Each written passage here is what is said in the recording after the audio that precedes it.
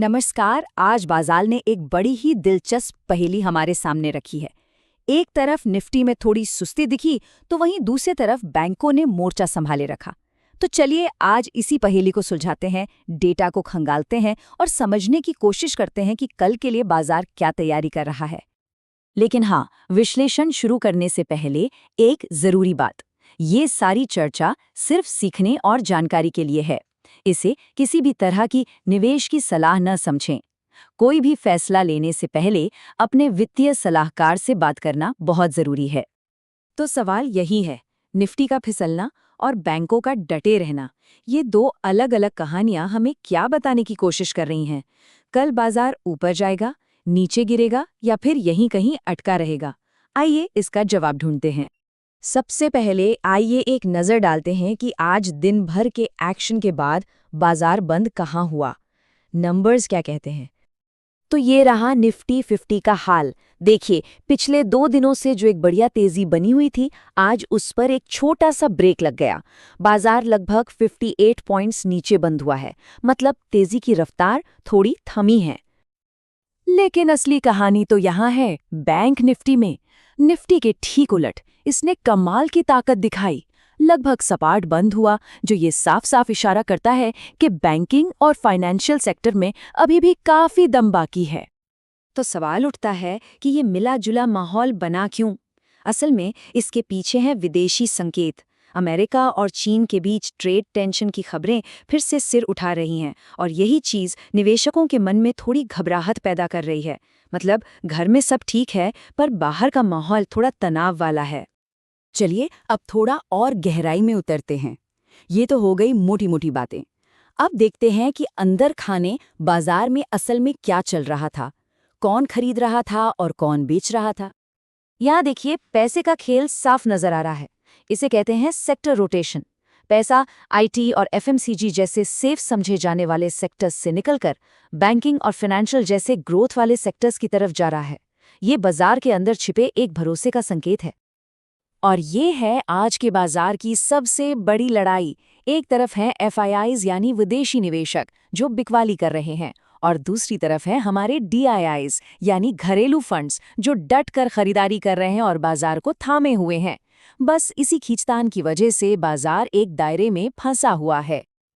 अच्छा, कल क्या हो सकता है? इसका सबसे अच्छा अंदाजा हमें ऑप्शंस के डेटा से मिलता है।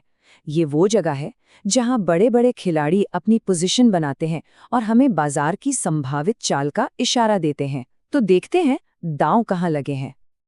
तो डेटा बिल्कुल साफ है।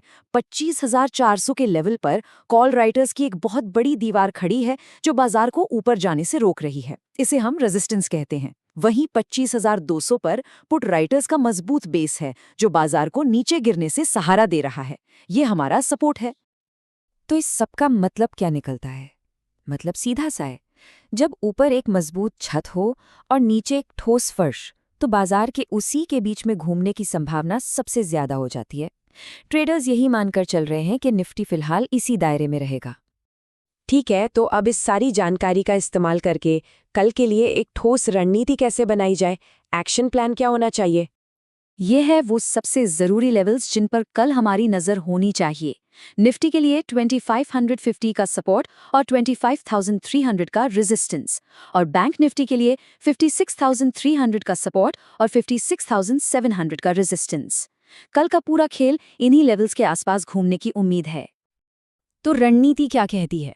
रणनीति कहती है कि थोड़ा संभल कर चलें, इंडेक्स के बजाय चुनिंदा स्टॉक्स पर ध्यान दें जहां अच्छा मूवमेंट दिख रहा हो, अपनी रेंज में ट्रेड करें, और हाँ, सबसे जरूरी बात, ग्लोबल माहौल को देखते हुए बिना स्टॉप लॉस के कोई काम न करें।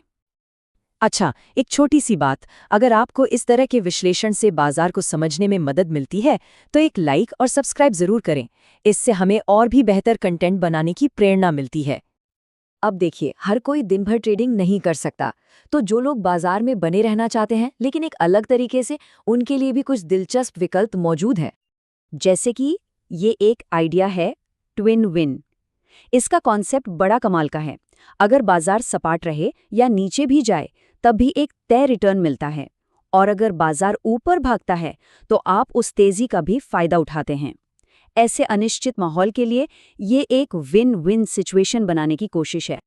और जो एक्टिव ट्रेडर्स हैं उनके लिए भी कुछ खास टूल्स हैं, जैसे मेंटरशिप प्रोग्राम, जहां आप अनुभवी लोगों से ट्रेडिंग का अनुशासन सीखते हैं, या फिर ऑटोमेटेड बास्केट, जो बिना किसी इमोशन के नियमों के आधार पर आपके लिए ट्रेड करती है और रिस्क को मैनेज करती है। अगर इन रणनीतियों या मेंटरशिप के बारे में और जानने में दिलचस्पी है तो आप repletequities.com पर जाकर सारी जानकारी ले सकते हैं। तो आखिर में हम फिर उसी सवाल पर आते हैं। एक तरफ घरेलू बाजार का भरोसा है, दूसरी तरफ ग्लोबल बाजार का डर। इस खींचतान के बीच असली सवाल ये नहीं है कि बाजार कहाँ जाएगा, बल्कि ये है कि आप अपना मौका कहाँ और कैसे तलाशेंगे। और इसी सोच के साथ हम अपना डिस्क्लेमर फिर दोहराते हैं। हमेशा स्मार्ट तरीके से ट्रेड करें, अपने रिस्क को कंट्रोल में रखें और सही जानकारी के साथ ही कोई फैसला लें। इस विश्लेषण में जुड़ने के लिए शुक्रिया। जल्द ही मिलेंगे।